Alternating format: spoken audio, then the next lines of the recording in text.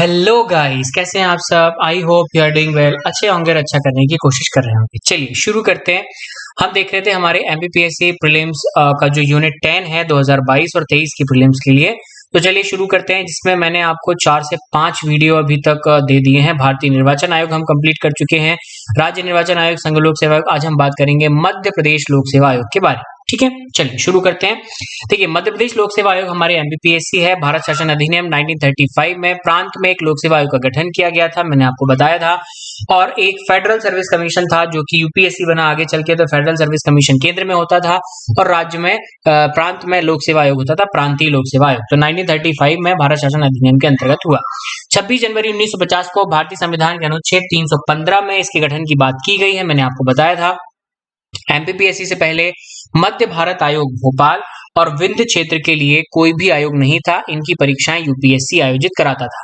तो एमपीपीएससी से पहले क्या था, मध्य भारत आयोग था जो कि भोपाल के लिए, और जो विंध्य क्षेत्र था, ठीक है, मध्य भारत आयोग था और जो विंध्य क्षेत्र था वहां के लिए कोई आयोग नहीं था, तो यूपीएससी वहां पर परीक्षाएं कराता था। ठीक है, उसके बाद 1 नवंबर 1956 को जब हमारे मध्य प्रदेश का गठन हुआ, तो अनुच्छेद 315 भाग 14 तथा राज्य पुनर्गठन अधिनियम की धारा 118 की 3 के तहत राष्ट्रपति के आदेश द्वारा केंद्रीय गृह मंत्रालय की अनुशंसा पर एमपीपीएससी का गठन किया गया। अब ध्यान से सुनिएगा क्या क्या किसने किसने किया है। तो भैया 1 नवंबर 1956 को जब हमारा मध्य प्रदेश बना, तो आर्टिकल 315 भाग 14 राज्य पुनर्गठन अधिनियम धारा 118 की 3 के अनुसार राष्ट्रपति का आदेश आया और केंद्रीय गृह मंत्रालय की अनुशंसा हुई और एमपीपीएससी का गठन हो गया। ठीक है, वेरी गुड। अब इसकी प्रकृति संवैधानिक है, कैसे पता चला, क्योंकि संविधान में इसके बारे में लिखा है। कहां लिखा, अनुच्छेद 315 में लिखा, भाग 14 में। इसका मुख्यालय कहां पर है, इंदौर में है। पहले अध्यक्ष हैं डीबी रेगे, नवंबर 1956 से बने थे, 17 नवंबर 1957 तक बने रहे, 17 सितंबर 1957 तक। अभी अध्यक्ष हमारे डॉक्टर राजेश लाल मेहरा है, 18वें अध्यक्ष हैं। पहले परीक्षा हुई थी 1958 में। अब तक कोई भी महिला अध्यक्ष यहाँ पर नहीं रही है। सदस्य हैं 4 अध्यक्ष के बिना माने जाते हैं। ठीक है, अगर हम इनके अनुच्छेद के बारे में बात करें थोड़ा सा डिटेल में, तो 308 से 323 के बारे में हमें यहाँ पर देखने को मिलता है। ठीक है, ओके। तो देखिए, सबसे पहले अध्याय 1 में आपको सेवाएं मिलेगी, सर्विसेज किस किस टाइप के, तो 308 से 14 तक ये अनुच्छेद पूरे वहीं पर मिलेंगे। अध्याय 2 में लोक सेवा है, अनुच्छेद 315 से 323 तक, ये आपकी वो है यूपीएससी है। ठीक है, 315 से 323। ठीक है, 308 से 314 हमारा राज्य लोक सेवा आयोग। 315 1 में अगर हम देखें, राज्य लोक सेवा आयोग का गठन होता है। ठीक है, उसके बाद 315 से 323 तक हमारा राज्य लोक सेवा। तो 315 में राज्य लोक सेवा आयोग का गठन हो गया। 316 1 में अध्यक्ष और सदस्यों की नियुक्ति और उनकी योग्यताएं जो कि राज्यपाल डिसाइड करेगा, तो वो राज्यपाल के पास हो गए। योग्यता क्या है कि ये मिनिमम योग्यता है कि आधे सदस्य, जैसे मान ली 4 सदस्य, तो कम से कम 2 सदस्य ऐसे हों जिनके पास या तो भारत सरकार का या किसी राज्य सरकार का 10 साल से ज्यादा का अनुभव हो। कम से कम 10 साल का तो अनुभव हो ही। 316 1 ए में कार्यकारी अध्यक्ष की नियुक्ति कौन करता है, राज्यपाल करता है। उसके बाद 316 2 में उनकी पदावधि, कितने साल तक वो पद पर रहेंगे, किसको त्याग पत्र देंगे। तो 6 साल पदावधि है, 62 साल, 6 या 62 जो भी पहले हो जाएगा उसमें वो रिटायर हो जाते हैं, त्याग पत्र अपना राज्यपाल को देते हैं। 316 3 में पुनः उसी पद पर नियुक्ति के पात्र वो नहीं होते हैं। मैंने आपको ये बताया, ये सारी चीजें पता है, यूपीएससी वाला मैंने इतने डिटेल में पढ़ा दिया आपको कि अगर आप वो पढ़ लेंगे तो स्टेट पीएससी आपका वैसे ही कवर है। ठीक है, अनुच्छेद 317 1 के तहत अध्यक्ष व सदस्यों को हटाने की प्रक्रिया देखो। अब देखो, अध्यक्ष और सदस्यों को हटाना है आपको राज्य लोक सेवा आयोग में। तो जब आप हटाएंगे तो राज्य लोक सेवा आयोग में राष्ट्रपति, और किस बेस पे हटा सकता, हटाएगा राष्ट्रपति ही। हाँ, अगर जैसे कोई एमपीपीएससी का चेयरमैन है, अगर उसको रेजिग्नेशन देना, अपने रिजाइन करना है, तो वो गवर्नर को दे देगा, राष्ट्रपति को देने की जरूरत नहीं। बट अगर मान लीजिए उसने कुछ भ्रष्टाचार किया और उसको हटाएगा कौन, तो हटाएगा भैया फिर राष्ट्रपति। ठीक है, किस बेस पे हटा सकता है, कुछ उसने कदाचार किया हो, गलत काम किया हो। उसके बाद कैसे हटा सकता है, तो आर्टिकल 145 मैंने आपको बताया था कि सुप्रीम कोर्ट एक कमेटी बनाएगा, कमेटी में वो जांच करेगा, जांच करने के बाद वो पाएगा कि मान लीजिए ये भ्रष्टाचारी था, तो फिर वो एक सलाह देगा राष्ट्रपति को, और ये सलाह बाध्यकारी होगी, मतलब राष्ट्रपति को चाहे ना चाहे मानना ही होगी, क्योंकि ये बाध्यकारी सलाह देता है आर्टिकल 145 के तहत सुप्रीम कोर्ट। आर्टिकल 317 2 के तहत जांच के दौरान निलंबन हो सकता है।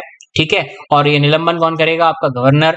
317(3) के तहत अध्यक्ष व सदस्यों को हटाने के अब बहुत सारे आधार हैं कदाचार के अलावा, जैसे दिवालिया हो, पगला गए हो, मानसिक हालत ठीक ना हो, शारीरिक अक्षम हो, कोई दूसरा काम भी कर रहे हो साथ में पार्ट टाइम, ठीक है, तो उनको फिर बोलते हैं कि अब तुम किसी टाइम के लायक नहीं हो, भग जाओ इधर से, ठीक है। उसके बाद आता है कि जैसे अब मान लीजिए कदाचार कदाचार बार बार बोलते हैं, तो कदाचार बेसिकली होता क्या है? कदाचार होता है कि या तो आप किसी दूसरी नौकरी की इच्छा कर रहे हो और वहां पे कुछ सेटिंग जुगाड़ बिठा रहे हो, ठीक है, और दूसरा या फिर आपने किसी कंपनी वंपनी से करार वरार कर लिया हो तो वो, ठीक है। उसके बाद अगर हम आर्टिकल 318 में देखें तो अध्यक्ष और सदस्यों की सेवा शर्तें, ठीक है, कि जैसे कितने सदस्य होने चाहिए तो वो राज्यपाल डिसाइड करेगा, ठीक है।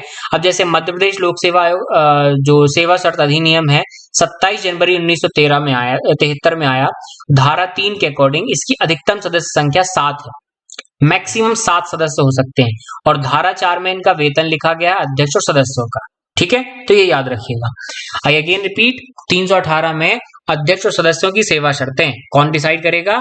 गवर्नर डिसाइड करेगा, ठीक है। उसने डिसाइड किया है, कहां पर डिसाइड किया है? 27 जनवरी 1973 का एक अधिनियम है, धारा 3 में उसमें लिखा अधिकतम सदस्य संख्या 7 होनी चाहिए, और धारा 4 में वेतन के बारे में बताया। अनुच्छेद 319 आयोग के सदस्यों और अध्यक्ष की पुनः नियुक्ति। अब देखो पुनः नियुक्ति कैसे होगी वो पहले बता चुका हूं मैं लास्ट वीडियो में, फिर से देख लेते हैं कि भैया राज्य लोक सेवा आयोग का जो अध्यक्ष होता है अब वो क्या बनेगा? अब वो भाई पीएससी एमपीपीएससी का चेयरमैन तो रह चुका, अब वो यूपीएससी का मेंबर बन सकता है या यूपीएससी का चेयरमैन बन सकता है। अगर मान लो यूपीएससी में जगह नहीं तो फिर छत्तीसगढ़ का चेयरमैन बन सकता है, कुछ भी बन सकता है, ठीक है, ओके। लेकिन एमपीपीएससी का एमपीपीएससी में फिर से नहीं बन सकता, ठीक है। एसपीएससी सदस्य बन सकता है, ठीक है। अब इसके लिए पात्रता देखो क्या होती है, यूपीएससी का अध्यक्ष या यूपीएससी का सदस्य, उसी या अन्य एसपीएससी का अध्यक्ष, कुछ भी बन सकता है, ठीक है। मान लीजिए जब रिटायर होता है और वो किसी स्टेट पीएससी का सदस्य है, अब रिटायर हो गया तो स्टेट पीएससी का सदस्य से रिटायर हुआ है तो अभी स्टेट पीएससी का अध्यक्ष भी बन सकता है, या किसी और स्टेट पीएससी का अध्यक्ष बन सकता है, या यूपीएससी का भी अध्यक्ष बन सकता है, या यूपीएससी का भी मेंबर बन सकता है, तो ये याद रखिएगा, ठीक है। उसके बाद बात करते हैं अनुच्छेद 320 लोक सेवा आयोग के काम क्या क्या है। तो लोक सेवा आयोग के कामों के बारे में 320(1) में यूपीएससी संघ लोक सेवाओं की नियुक्ति करेगा, स्टेट पीएससी राज्य लोक सेवाओं की नियुक्ति करेगी। 320(2) में यूपीएससी राज्यों की संयुक्त लोक सेवाओं में नियुक्ति में सहायता करता है, यूपीएससी से हेल्प कर देता है।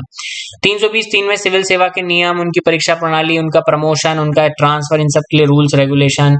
320(5) में राष्ट्रपति राज्यपाल ने जो भी नियम बनाए हैं तो उनको 14 दिन के अंदर अंदर विधायिका के सामने मतलब संसद में या विधानसभा में उसको रखना पड़ेगा, पढ़ के सुनाने पड़ते हैं। अनुच्छेद 321 लोक सेवा आयोग के कार्यों का विस्तार, कि लोक सेवा आयोग को हम और क्या क्या काम दे सकते हैं, तो उसका विस्तार 321 में देखने को मिलेगा।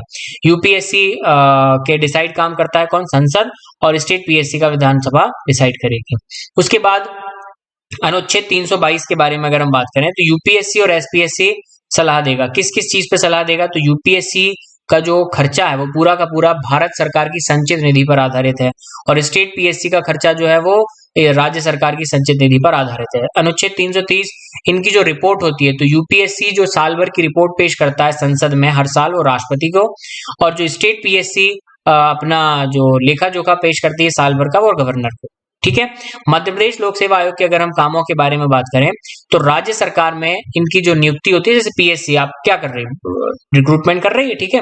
उसके बाद राज्य के राज्यपाल द्वारा किसी भी विषय पर अगर मान लो उनको सलाह की जरूरत है गवर्नर को, तो आर्टिकल 320(3) के तहत वो सलाह भी दे सकते हैं गवर्नर को अगर कोई जरूरत है सलाह की। तो अब देखिए अगर हम बात करें कि मध्य प्रदेश के प्रशासनिक जो प्रशिक्षण केंद्र है वो कहाँ कहाँ पर, तो एक तो नरोहना राज्य प्रशासनिक अकादमी भोपाल है, उसके बाद ग्रामीण विकास संस्थान जबलपुर है, ग्रामीण पंचायत प्रशिक्षण संस्थान अमरकंटक है, जवाहरलाल नेहरू पुलिस अकादमी सागर है, यहाँ डीएसपी ट्रेनिंग होती है, रुस्तम जी आर्मी आर्य पुलिस ट्रेनिंग कॉलेज इंदौर है, वायरलेस ट्रेनिंग संस्थान इंदौर है, वाणिज्यिक अधिकारियों का प्रशिक्षण वाणिज्य कार्यालय इंदौर है, और पुलिस यातायात प्रशिक्षण आपका भोपाल में, ठीक है।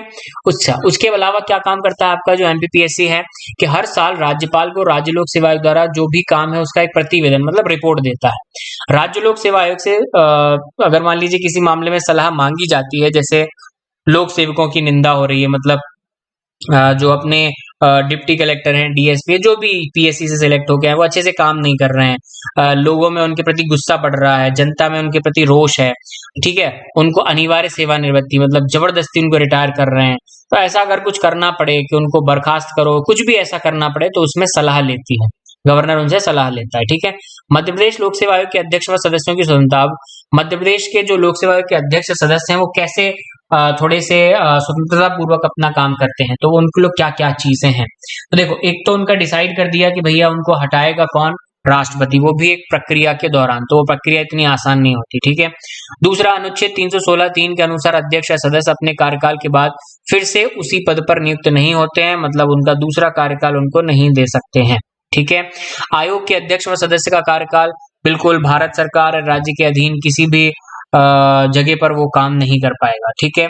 उसके बाद अनुच्छेद 318 के अनुसार अध्यक्ष सदस्यों की सेवा शर्तें राज्यपाल तय करेगा, लेकिन नियुक्ति के बाद इनमें कोई भी अलाभकारी, मतलब जैसे उनकी सैलरी मान लो डिसाइड कर लिया अपन ने 2.5 लाख, गवर्नर ने डिसाइड करी 2.5 लाख, तो अब उसमें कटौती नहीं हो सकती, उसके भत्ते काटे नहीं जा सकते, ठीक है, कुछ भी हो जाए चाहे। और इनको जो वेतन मिलता है ना, वो मिलता है राज्य सरकार की संचित सेवा निधि से, ठीक है। अब जो संचित निधि से मिलता है ना वेतन, तो संचित निधि पर कभी भी बहस नहीं होती है, ठीक है, हाँ, विधानसभा में। तो अनुच्छेद 319 के अनुसार संघ लोक सेवा आयोग का जो सदस्य का कार्यकाल है, उसके बाद संघ लोक सेवा आयोग का अध्यक्ष या किसी राज्य लोक सेवा आयोग का अध्यक्ष बन सकता है, बिल्कुल। जैसे मान लीजिए यहाँ से वो सदस्य से अध्यक्ष से रिटायर हुआ, तो फिर यूपीएससी में प्रमोट हो सकता है। ये सब चीजें मैंने आपको बता दी हैं, ठीक है, ओके। उसके बाद अनुच्छेद 322 के अनुसार अध्यक्ष व आयोग के वेतन और भत्ते राज्य की संचित निधि पर भारित होते हैं, अतः इन पर संसद में मतदान नहीं होता। मैंने आपको क्या बोला, वही कि ये जो संचित निधि पर आधारित होते हैं ना, तो इन पे कोई मतदान ही नहीं होता, कोई बहस ही नहीं, कोई मतलब ही नहीं, ठीक है, ओके। अगर हम प्रशिक्षण संस्थान के बारे में बात करें, तो लाल बहादुर शास्त्री राष्ट्रीय प्रशासनिक अकादमी है, ये देश का सर्व प्रमुख प्रशिक्षण संस्थान है, 1959 में बना था, मसूरी उत्तराखंड में है और कार्मिक मंत्रालय के अधीन आता है, यही है लिबासना, ठीक है। सरदार वल्लभ भाई पटेल राष्ट्रीय पुलिस अकादमी है, यहाँ पर आईपीएस की ट्रेनिंग होती है। 1948 को माउंट आबू राजस्थान में केंद्रीय पुलिस प्रशिक्षण कॉलेज की स्थापना हुई। आपातकाल के दौरान इसे हैदराबाद ट्रांसफर किया गया। कोहली समिति की सिफारिश पर नाम परिवर्तित करके सरदार वल्लभ भाई पटेल राष्ट्रीय पुलिस अकादमी रख दिया गया। ये होम मिनिस्ट्री के अंतर्गत आती। इंदिरा गांधी राष्ट्रीय वन अकादमी ये फॉरेस्ट सर्विसेज के लिए है। 1938 में इंडियन फॉरेस्ट कॉलेज की स्थापना देहरादून में हुई। 87 में इसका नाम बदला और इंदिरा गांधी राष्ट्रीय वन अकादमी कर दिया गया। यह पर्यावरण वन मंत्रालय के अधीन है। विदेश सेवा संस्थान 1986 में भारतीय अंतर्राष्ट्रीय अध्ययन स्कूल नई दिल्ली के स्थान पर संस्थान की स्थापना हुई थी। उसके बाद RCB पी नरोना प्रशासनिक भोपाल में मैंने आपको बताया, ये मध्य प्रदेश के अधिकारियों के लिए होती है, ठीक है। जवाहरलाल नेहरू पुलिस अकादमी सागर, यहाँ पर भी वही है कि मध्य प्रदेश का सबसे पुराना प्रशिक्षण संस्थान है। 1906 में पुलिस स्कूल के रूप में स्थापित किया गया था। 1936 में पुलिस ट्रेनिंग कॉलेज के रूप में इसको चेंज किया गया। फिर 1986 में इसका नाम जवाहरलाल नेहरू पुलिस अकादमी कर दिया गया है, ठीक है। तो गाइज, अगर आपको वीडियो अच्छा लगा है तो प्लीज लाइक कीजिएगा, शेयर कीजिएगा, सब्सक्राइब कीजिएगा, ठीक है। और चूंकि ये वीडियोस बड़े हो गए हैं दोनों के दोनों, इसके पहले वाला भी, इसलिए मैंने रिवाइज नहीं कराया, बट फिर भी बहुत सारी चीजें आपको बहुत बार डबल ट्रिपल टाइम रिपीट हुई है, तो आपको समझ आ गई होंगी और इजी वे में मैंने आपको समझाया है। और नोट्स बहुत ही गागर में सागर भरने का काम कर रहे हैं, आप देख रहे होंगे, ठीक है। Thank you guys, thank you very much. अगर आप मेरे नोट्स परचेज करना चाहते हैं तो लिंक डिस्क्रिप्शन में है, मेरे नोट्स की लिंक डिस्क्रिप्शन में है, टेलीग्राम चैनल है, सारी लिंक्स आपको डिस्क्रिप्शन में मिल जाएंगे। आप डायरेक्टली मेरी वेबसाइट की लिंक भी डिस्क्रिप्शन में है, आप जाके वहां से परचेज कर सकते हैं। Thank you guys, thank you very much.